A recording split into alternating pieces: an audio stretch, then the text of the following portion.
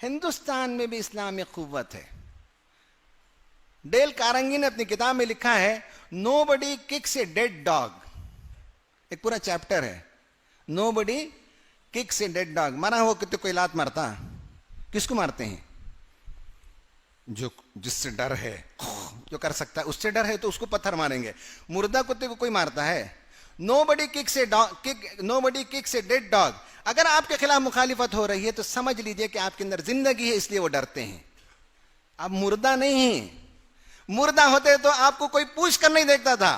आप जिंदा हैं, आपसे डर है, आपकी आबादी बढ़ रही है, आपके नौजवान साले हैं, आपके पास नौजवानों की कुव्वत है। सबसे ज्यादा मुसलमानों के पास नौजवानों की कुव्वत है, किसी और के पास नहीं है। और आपकी नई नस्ल आइंदा 20 साल के बाद इंशाअल्लाह हिंदुस्तान में हर जगह जो है वो इस मुल्क को सीधी दिशा दिखाएंगे, सीधा रास्ता दिखाएंगे। ये डर उनको मौजूद है, इसीलिए ये सब ये काम कर रहे हैं।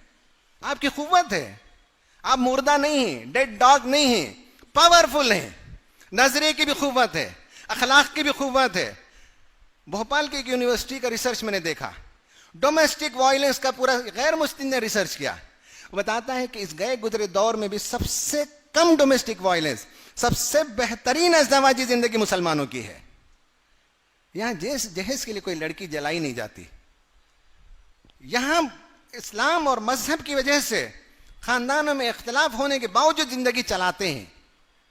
Nobody kicks a dead dog. कुव्वत है आपके अंदर, आपके अंदर ईमान है, आपके अंदर अखलाक है। यही डर उन्हें सता रहा है। इनके अंदरूनी सर्वे बताते हैं कि मुसलमान पावरफुल हो रहे हैं। कुरान कहता है, तारीख का मुताला करो, ऐसा डर फिरौन को भी था, ऐसा डर फिरौन को भी था। कुरान ने कहा, वनुरिया फिरौना व हामाना व जुनूदहुमा मिनहुम मा कानू यहज़रून। फिरौन को, हामान को, उसके लश्करों को एक डर था। अल्लाह ताला ने उसी डर के अंदर उनको डुबो दिया, गर्क कर दिया। जिस चीज का डर था वो डर सच्चा साबित हो गया उन पर। ये हिकमत, ये साइकोलॉजी आप समझ लीजिए। जो लोग जिस चीज से डरते हैं वो चीज उन पर लागू हो जाती है। हम नहीं डर रहे हैं, डर तो दूसरों को है, इसलिए वो डरते हैं। और कुरान बताता है कि इत्मीनान रखो, जो लोग डरते हैं वो डर सच्चा साबित हो जाएगा। क्या आपको कुरान पर यकीन नहीं है? सीए भी पास हुआ था फिरौन के पार्लियामेंट में, आपको मालूम है? वक़ाल अल मलाउ मिन कौमी फिरऔन अतदरु मूसा व कौमहु लियुफ्सिदु फिल अर्ज़ि व यदरक व आलिहतक क़ाल सनुक़त्तिलु अबनाअहुम व नस्तही निसाअहुम व इन्ना फ़ौक़हुम क़ाहिरून। सिटीजनशिप अमेंडमेंट पास हो गया वहां।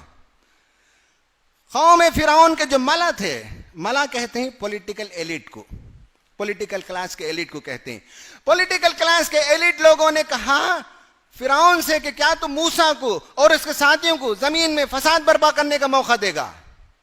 उस जमाने में डिक्शनरी में इससे ज्यादा सख्त लफ्ज नहीं था, मुफसिद। अभी और कुछ नए नए इस्तिलाहात पैदा हो गए डिक्शनरी में। कहा कि ये फसाद मचाते हैं। फसाद क्या है? तौहीद की दावत देना इनके नजदीक फसाद है, अमन की दावत देना इनके नजदीक फसाद है, इक्वालिटी की दावत देना इनके नजदीक फसाद है। और फिरौन, हर जमाने की फिरौन को यह बात पसंद नहीं है कि सब इंसानों को बराबर रखकर देखा जाए। कभी भी फिरौन को यह बात पसंद नहीं है कि दुनिया में अमन हो, शांति हो और चैन हो। कभी भी हर जमाने की फिरौन ने इंसानों के दरमियान ऊंच और नीच पैदा की। जो मसावात की बात करेगा वो मुफसिद भी है, और आज के जमाने में कुछ और टाइटल भी है। जो तौहीद की दावत देगा वो कुछ और उसका नाम है आज के जमाने में। और कहा कि ये लोग वयदरा का, तुझे वोट नहीं देते, ये लोग तुझे नहीं मानते, तेरी सरदारी को तस्लीम नहीं करता। वयदरा का व आलिहतक। और हर जमाने का हर फिरौन एक मसनूई खुदा बनाता है, उसकी जय पुकारता है, उसके मंदिर बनाने की बात करता है, उसके लिए मुहिम चलाता है, उसके जरिए से उनकी कुर्सी बाकी रहती है। अगर वो इलाह ना हो तो ये कुर्सी नहीं है। फिरौन के दरबारियों ने कहा, ना तुझे मानते हैं ना तेरे इलाह को मानते हैं, न तेरी हुकूमत को, न तेरे रवैये को, तेरे किरदार को तस्लीम करते हैं। और जो बनावटी खुदा और जिसका एक पूरा हंगामा, एक पूरी तहरीक चला कर रखता है फिरौन, कहा कि उसको भी नहीं मानते ये लोग। ये प्रॉब्लम है इनका। कहा अच्छा ठीक है, हम सिटीजनशिप अमेंडमेंट बिल पास करते हैं, इनकी शहरियत को खत्म करते हैं। कहा कि इनके यहां जो लड़के पैदा होंगे उनको कत्ल करो। सनुक़त्तिलु अबनाअहुम वो नस्तहनी साहम, और इनकी लड़कियों की जिंदा रहेंगे। व इन्ना फौकहुम काहिरून, हमारी तो एब्सोल्यूट मेजॉरिटी है दोनों हाउसेस में। व इन्ना फौकहुम काहिरून, हम इन पर मजबूत गिरफ्त रखते हैं। ये प्रॉब्लम हुआ, घबरा गए लोग। हजरत मूसा अलैहिस्सलाम ने एक पब्लिक एड्रेस में जमा किया लोगों को, सब जमा हो गए, खड़े होकर आपने तकरीर की। कुरान ने उसका तज़किरा किया, क़ाला या कौम इस्ताईनु बिल्लाह, मेरी कौम के लोगों देखो, इस मामले में मैं तुमको याद दिलाता हूं कि तुम्हारा जुर्म है, तुम अल्लाह पर ईमान रखते हो, इसलिए मैं याद दिलाता हूं, उसी से वाबस्ता रहो, वही तुम्हारी हिफाजत करने वाला है। कोई तुम्हारी हिफाजत नहीं करेगा। इस मौजू पर लिप सर्विस भी देने के लिए तैयार नहीं होंगे लोग। तुम्हें जिस काम के लिए सताया जाता है वो तौहीद की वजह से है, वो खुदा से वाबस्तगी के नतीजे में है, उससे वाबस्ता हो जाओ। कोई तुम्हारा बाल बेका नहीं कर सकता, कोई तुम्हारा नुकसान नहीं पहुंचा सकता। दूसरा कहा कि वस्बिरू, अपने मौकिफ पर डटे रहो, मौकिफ से नहीं हटना। आज देख रहे हैं कि बहुत से लोगों के पैर फिसल रहे हैं, मौकिफ से हट रहे हैं। नहीं, हमारा मौकिफ है कि हम हिंदुस्तानी हैं, हम हिंदुस्तानी रहेंगे, हम हिंदुस्तानी मरेंगे। हमारी सिटीजनशिप पर कोई सवाल नहीं उठा सकता। हमारी सिटीजनशिप कोई देने वाला नहीं, किसी का सदका नहीं है। किसी माई के लाल के अंदर यह हिम्मत नहीं कि हमारी सिटीजनशिप पर क्वेश्चन करे और हमसे पूछे कि डॉक्यूमेंट दिखाओ। हम तो क्या, हमारे वजीर आजम अपनी तालीम का सर्टिफिकेट नहीं दिखा सकते। हमसे पूछा जाता है पेपर दिखाओ, बताओ तुम्हारे जो इससे पहले एजुकेशन मिनिस्टर थे वो 5वीं पढ़े हुए थे, बताते हैं वो अपना सर्टिफिकेट।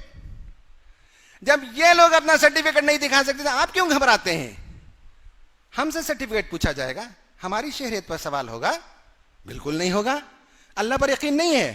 मूसा ने कहा वस्बिरू, अपने मौक़िफ़ पर जमे रहो, कोई तुम्हारा नुकसान नहीं पहुंचा सकता। कहा इन्नल अर्ज़ लिल्लाह, याद रखो ये जमीन किसी के बाप की जागीर नहीं है, ये जमीन अल्लाह ताला की है। इन्नल अर्ज़ लिल्लाह यूरिथुहा मन यशा, हाँ अल्लाह ताला इख्तिदार कभी देता है तो उसके पास कोई मसलियत और मशीयत है। अगर इख्तिदार आज हमारे हाथ में नहीं है, हम रिसीविंग एंड पर हैं, तो शायद अल्लाह की कोई मसलियत है कि हम सुधर जाएं, हमारे अंदर इत्तिहाद पैदा हो जाए, हमारे अंदर झिंझोड़ा जा रहा है हमें, ताकि हम मुत्तहिद हो सकें। कोई मसलियत है। लेकिन कहा वल आक़िबतु लिल मुत्तक़ीन, अगर तक़वा पर कायम रहो तो अंजाम कार तुम्हारा ही अच्छा होने वाला है। भाई हम डरते हैं बातिल से। दुनिया की जालिम कौमों की तारीख देख लीजिए, 50, 60, 70 साल से ज्यादा दुनिया में वो ठहर नहीं सके। आपने तो 800 साल हुकूमत की, आपने तो दुनिया में 1200 बरस तक हुकूमत की। रशिया को देख लीजिए, जुल्म के बलबोते पर आया, अपनी मौत आप मर गया 70 साल के अंदर। हिटलर को देखिए कि वो किस तरह से जुल्म के जरिए से इख्तिदार पर आया और अपनी मौत आप मरा, खुदकुशी कर गया। जापान को देखिए कि किस तरह से जालिमाना रवैया इख्तियार किया और उस पर हिरोशिमा और नागासाकी में जब बमबारी हुई तो उसके बाद उसकी पूरी काया पलट गई, उसकी पूरी जिंदगी बदल गई। आप तारीख उठाकर देख लीजिए, जिन लोगों ने जुल्म की बुनियाद पर हुकूमतें की, जिन्होंने जुल्म को रवा रखा, 50, 60, 70 साल से ज्यादा जिंदा नहीं रह सके लोग। कुरान कहता है वमथलु कलिमतिन खबीसतिन कशजरति खबीसतिन इज्तुस्सत मिनल अर्ज़ि मा लहा मिन क़रार। कहा कि कलिमा खबीसा, खुदरो पौधे के मानी जिसकी जड़ें मजबूत नहीं होती, वो आसानी से उखाड़ फेंक दिया जा सकता है, बशर्ते के उखाड़ फेंकने वाले हाथ मौजूद हों। कुरान पर यकीन नहीं हमको। कलिमा खबीसा, जुल्म का आइडिया, जुल्म की आइडियोलॉजी, बातिल की आइडियोलॉजी, कुरान कहता है कि ये खुदरो पौधे के मानिंदी, जिसे सिबात नहीं है, जिसकी जड़ें मजबूत नहीं है, जो बस उखाड़े जाने के इंतजार में, जो कचरे पर, गुड़ पर उगने वाला पौधा होता है, ये सब कचरा है जो दुनिया के सामने फेंका जा रहा है।